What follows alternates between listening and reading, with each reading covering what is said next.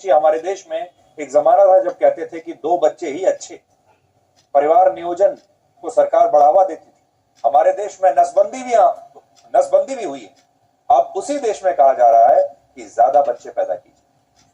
और आज हम आपको यही बताने वाले हैं कि इस समस्या का असली समाधान क्या हो सकता है। लेकिन उसके लिए पहले आपको सिंगापुर का यह उदाहरण देखना चाहिए, और जो सिंगापुर में हो रहा है वो पूरी दुनिया में होगा और हमारे देश में भी आगे चलकर यही होगा। सिंगापुर में प्रजनन दर में ऐतिहासिक गिरावट आई है और ऐसी आशंका है कि अब सिंगापुर की मूल आबादी धीरे धीरे समाप्त हो जाएगी और एक दिन ये पूरा देश ही मिट जाएगा।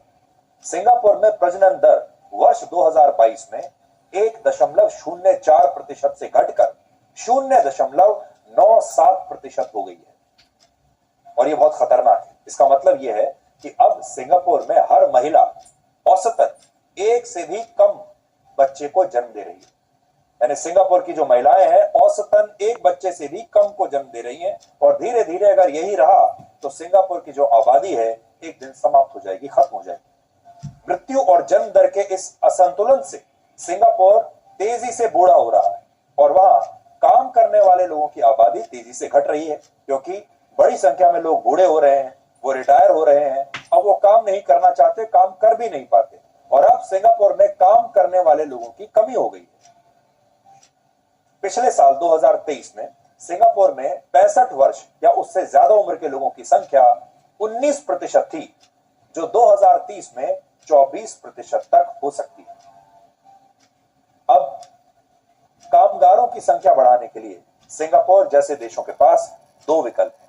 या तो जनसंख्या को बढ़ाया जाए, यानी ज्यादा बच्चों को पैदा किया जाए, या जितनी वर्कफोर्स उनके पास अभी है उस वर्कफोर्स की प्रोडक्टिविटी और कार्य क्षमता को बढ़ाया जाए और उसके काम में विविधता लाई जाए और यह देखा जाए कि हर एक इंसान लंबे समय तक काम करे।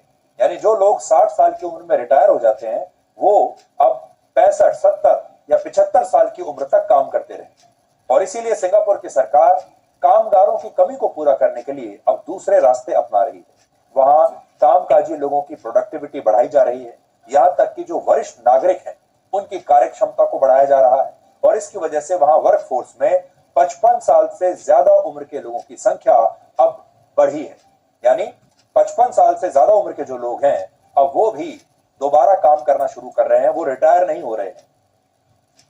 जैसे जैसे काम करने वाले लोगों की उम्र बढ़ रही है, सरकार वरिष्ठ कर्मचारियों के रोजगार के अवसर बढ़ाने के साथ साथ उनकी रोजगार क्षमता भी बढ़ा रही है और इन प्रयासों से अलग अलग तरह से इनमें तेजी लाई जा रही है। सिंगापुर आबादी की कमी को पूरा करने के लिए टेक्नोलॉजी का इस्तेमाल कर रहा है। जनसंख्या के अनुपात में रोबोट्स की संख्या के हिसाब से सिंगापुर दुनिया में दूसरे नंबर पर है। वहां हर 10,000 कामकाजी लोगों पर 770 इंडस्ट्रियल रोबोट्स हैं जो उद्योगों में इंसानों की मदद करते हैं। अलग अलग जगह पर इंसानों की मदद कर रहे हैं रोबोट्स, क्योंकि अब इंसान की मदद करने के लिए इंसान वहां बचा नहीं, इसलिए एक इंसान होगा और उसके साथ एक रोबोट होगा उसकी मदद करने के लिए।